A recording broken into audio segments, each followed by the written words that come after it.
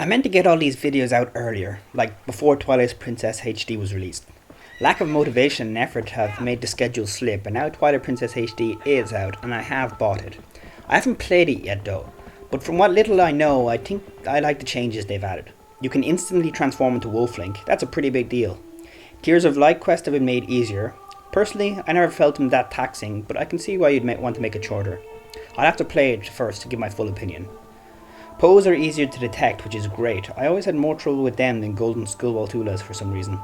They've also added a hero mode and an extra dungeon, which is always nice. The extra dungeon in particular will probably be interesting since it's Wolflink exclusive. In my opinion, the best way they could have gone about it.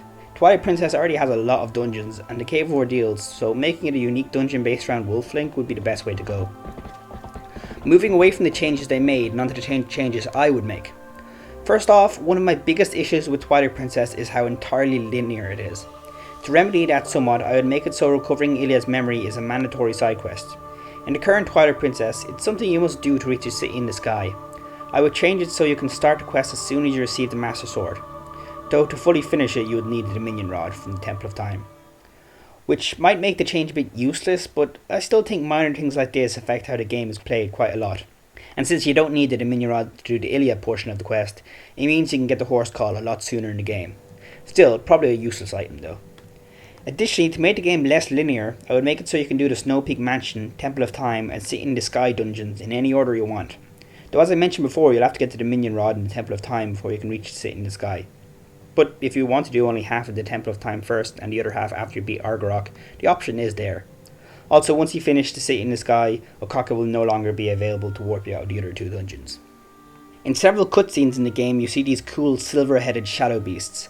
I'd have these replace the normal shadow beasts as you get later in the game, so they don't become such complete pushovers once you have the Master Sword. The overworld in general needs more in it to entertain, and by that I mean we need some more mini-games. Hyrule Castletown was really bland. The Star game was like the only minigame.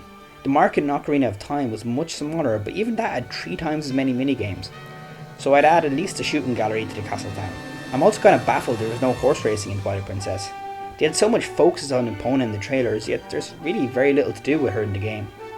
I'd also expand the sumo minigame so you can actually play it again later in the game.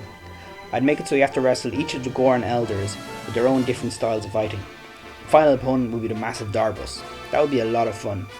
There's a lot of heart containers just sitting in chests in Twilight Princess, so the rewards for these minigames could easily just be transferred from there. I'd give some sort of boss rush mode.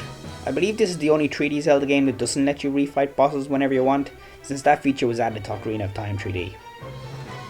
The option of selecting Link's sword and shield in Twilight Princess is a clear nod to Ocarina of Time, but it's kind of entirely useless.